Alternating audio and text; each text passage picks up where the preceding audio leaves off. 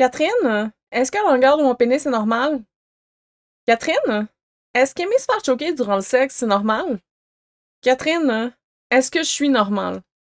Je reçois régulièrement des emails avec des questions de toutes sortes sur la vie sexuelle des gens. Le plus souvent, ces questions-là se résument au même thème. Est-ce que je suis normale? Puis le plus comique parfois, c'est qu'il y a des gens qui me posent ces questions-là, mais qui ont déjà fait leur recherche dans Google, puis qui ont trouvé une réponse. Puis c'est là qu'ils se sont rendus compte que, en réalité, ils correspondaient pas à un chiffre X ou Y. Par exemple, une statistique qui dit que 50% des Américains ont un pénis de plus de 10 pouces, ou que selon 80% des femmes, le choking au lit, c'est le kink le plus bizarre qui existe. Puis c'est quand ils arrivent face à cette dichotomie-là, qu'ils prennent conscience qu'il y a une différence entre eux et ce qui serait normal, et c'est habituellement à ce moment-là qu'ils se décident à m'écrire. Un autre exemple qui m'arrive parfois d'entendre, c'est des hommes qui s'inquiètent de aussi se masturber ou de regarder trop souvent des films pornographiques, ainsi que des personnes de tout genre qui s'inquiètent de ne pas avoir assez de relations sexuelles avec leur partenaire. Je garantis en ce moment même que tu as un chiffre en tête qui répond à ces deux questions-là. Est-ce que je me trompe? Puis je vous blâme pas. Comment faire autrement quand on voit plein de headlines, d'articles de blog, puis même de journaux reconnus qui parlent de plein d'études sur la sexualité. Bonjour mes sexcurieux curieux, je suis Catherine, votre coach de vie sexuelle, puis bienvenue sur ma chaîne Les Clés du plaisir, où on parle toujours de sexualité positive, de plaisir et de changer sa vie sexuelle pour la vivre sans tabou. Aujourd'hui, on attaque les statistiques. C'est pas la première fois que je vous parle du concept des statistiques puis des études dans la sexualité, puis comment elles peuvent être néfastes et vous empêcher de la vivre de manière épanouie. Mais aujourd'hui, on va un petit peu plus en profondeur, ou du moins d'un côté un peu plus scientifique, mathématique. Je veux prendre le temps de vous expliquer le rapport des moyennes dans les études, puis ce que ça représente réellement. Les statistiques moyennes et les études sont une bonne chose, comprenez-moi bien. C'est oui une merveilleuse source informative, dans le sens où elle résume de grandes quantités de données. Cependant, c'est quand tu commences à assimiler que différent de la moyenne, ça veut dire anormal, que là, il y a la soudaine possibilité que ces chiffres moyens-là deviennent trompeurs et dangereux pour votre estime de vous. Aujourd'hui, je vous rassure que vous êtes normal, on va commencer par mettre ça au clair, puis on va découvrir exactement pourquoi vous concentrez uniquement sur les moyennes ou les informations que vous trouvez sur les études en ligne vont vous apporter beaucoup plus de stress que de plaisir au lit. Tout d'abord, il faut réaliser que les moyennes sont un procédé mathématique, puis qui vont généralement permettre d'entourer et d'analyser une large gamme de réponses. Dans un groupe de données ou un groupe de gens sur qui on ferait une moyenne, on va souvent se rendre compte, en prenant un peu plus le temps de décortiquer ces données-là, qu'il y a très peu de gens qui sont en réalité regroupés étroitement autour de la moyenne. En réalité, surtout dans les études sur le sexe, il va généralement y avoir une extrême variabilité, donc un écart type, pour utiliser le terme un peu plus statistique,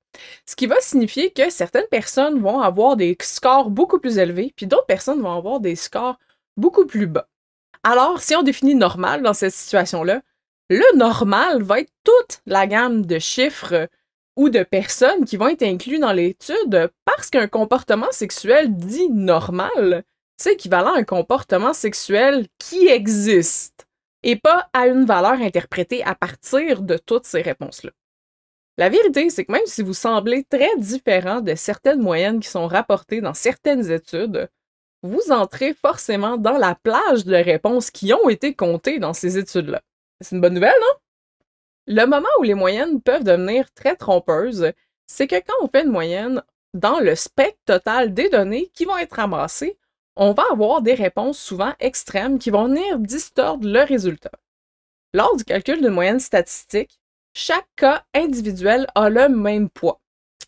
Comme ici, je vous montre, sur 32 numéros, comprenez que chaque numéro vaut comme un vote, si vous voulez. Donc, il a la valeur de 1 sur 32. Je vous ai rempli un tableau sur un site web qui aide à comprendre comment fonctionnent les moyennes. J'ai pris un exemple générique, comme si on avait fait une étude sur 32 hommes qui ont différentes longueurs de pénis.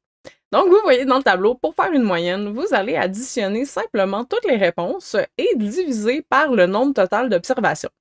Donc, la valeur de chaque chiffre additionné ensemble va donner 176.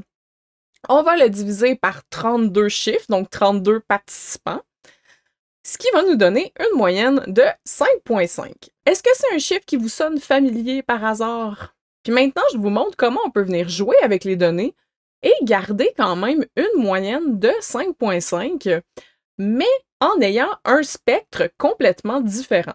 Fait que vous voyez comment on peut arriver en quelque sorte à fausser les données, ou du moins, je veux vous faire voir que c'est possible qu'aucune des personnes incluses dans une moyenne qui va donner 5,5 sont en réalité proches de 5,5.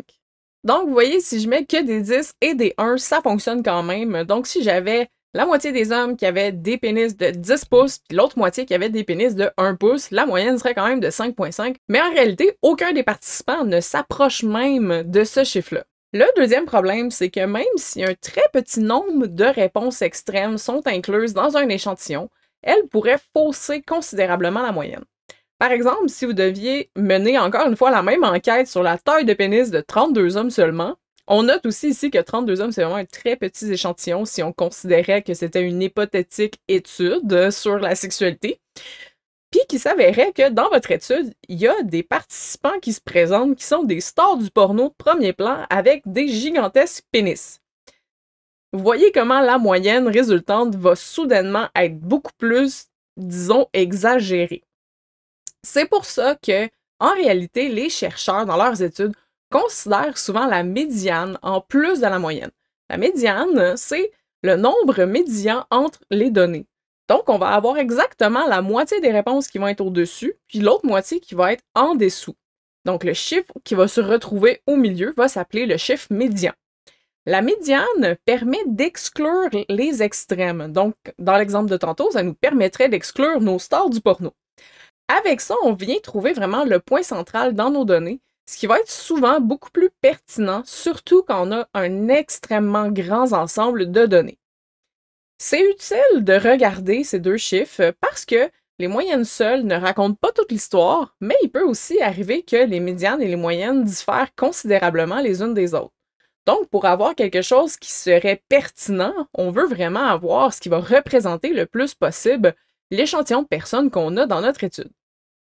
Mais malheureusement, le chiffre médian est très rarement le chiffre qui va se rendre jusqu'à nous quand on lit un article sur Internet. C'est ça qui fait en sorte qu'on se retrouve avec des nouvelles qui nous disent « telle étude prouve que tant de gens » ou « telle étude dit que la moyenne de la grosseur des seins d'une femme est un B », mettons. Je sais pas si vous saviez, mais dans les grosseurs de brassière, donc ce qui pourrait être considéré comme un B, n'est pas du tout la même chose dépendamment de la région du monde dans laquelle vous êtes. C'est calculé de manière différente, les ratios sont différents, donc B, en réalité, ça veut pas dire grand-chose, à moins que vous ayez un échantillon très précis dans votre localité à vous ou dans votre région du monde, disons. C'est ce qui m'amène à vous rappeler que finalement, normal, ça reste subjectif et complexe. Un jugement qui peut pas être formulé sans prendre en compte plusieurs facteurs. Par exemple, est-ce que c'est normal pour un couple d'avoir des relations sexuelles une fois par an? Beaucoup d'entre vous vont me dire tout de suite « Non, non, c'est pas normal ». Par contre, est-ce que vous avez considéré de qui on parle? Parce qu'il va y avoir beaucoup de variabilité possible dans ce qui concerne le type de relation entre les deux personnes, la santé des personnes, la capacité, l'âge des partenaires impliqués. Imaginez un couple marié plus âgé qui n'a plus de relations sexuelles à part le jour de leur anniversaire de mariage, puis que les deux personnes sont entièrement satisfaites de ça. Est-ce que ça serait vraiment juste de les qualifier d'anormaux parce que leur fréquence préférée de relations sexuelles ne correspond pas à celle des autres couples? Ce que j'espère que vous allez retirer de cette vidéo-là, c'est que les termes moyenne et normale ne signifient pas la même chose. Une moyenne, c'est froid, c'est scientifique, c'est sans considération pour tous les autres facteurs qui font que la vie est, la vie. Et bien que vous puissiez être tenté de porter des jugements sur votre propre normalité ou celle des autres en fonction d'une moyenne rapportée dans un article de journal, gardez à l'esprit que les moyennes sont juste une petite partie de l'histoire, puis que le fait d'être différent d'une moyenne signifie pas nécessairement que vous êtes anormal ou que votre relation l'est. Donc, détendez-vous un peu, je vous garantis, vous êtes normal à votre façon.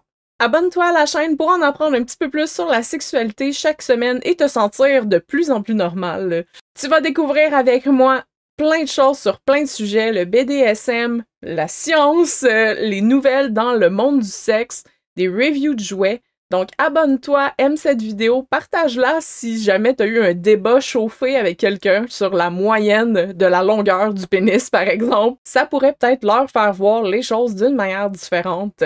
Je vais vous souhaiter une super belle journée mes sexy curieux et curieuses. Prenez soin de vous, puis je vous dis à bientôt.